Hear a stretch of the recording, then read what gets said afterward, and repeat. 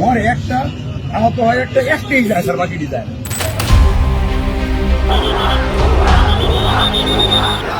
গুলি করে লাশ নামানো লাগছে স্যার, গুলি করি মরে একটা, আহত হয় একটা, একটাই যায় স্যার, বাকিটি যায় না। এটাই হলো স্যার সবচেয়ে বড় আতঙ্কের এবং দুশ্চিন্তার বিষয়।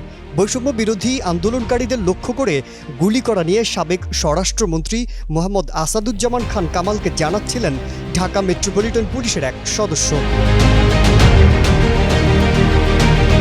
এমন একটি ভিডিও সামাজিক মাধ্যম জুড়ে ছড়িয়ে পড়েছে। ভিডিওতে পুলিশ সদস্যের নেমপ্লেটে নাম দেখা গেছে ইকবাল। 43 সেকেন্ডের ভিডিও ক্লিপে দেখা গেছে সাবেক স্বরাষ্ট্রমন্ত্রী আসাদুজ্জামানকে ঘিরে দাঁড়িয়ে আছেন কয়েকজন পুলিশ কর্মকর্তা। তাদের সামনে ইকবাল সাবেক স্বরাষ্ট্রমন্ত্রীকে মোবাইল ফোন থেকে একটি ভিডিও দেখাচ্ছেন। কোটা সংস্কার আন্দোলন ঘিরে বিক্ষোভকারীদের ওপর আইন শৃঙ্খলা বাহিনী নির্বিচারে গুলি চালায়।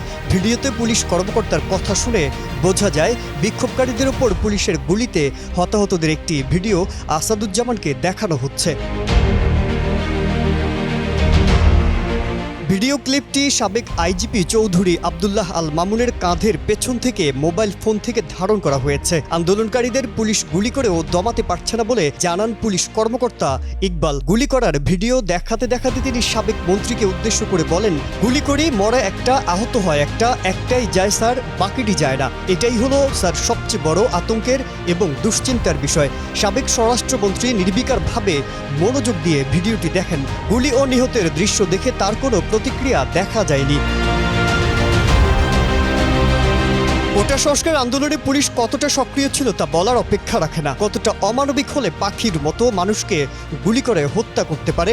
ছাত্র জনতার ঢল দেখে ক্ষমতার চেয়ার ছেড়ে ভারতের পথে উড়াল দেন সাবেক প্রধানমন্ত্রী শেখ হাসিনা। তবে তার আগে পরে অনেকে পালালেও পুলিশের জালে আটকে গেছেন অনেকেই। সরকারের পতনের পর ডক্টর মোহাম্মদ ইউনূসের নেতৃত্বে গঠিত হয় অন্তর্বর্তী সরকার।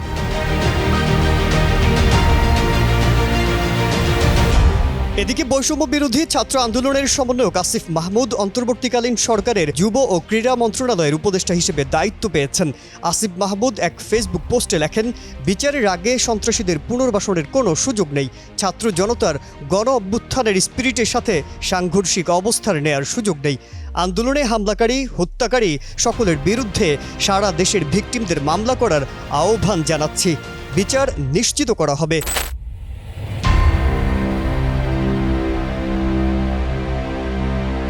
মাজহারুল আলম, কালের কণ্ঠ।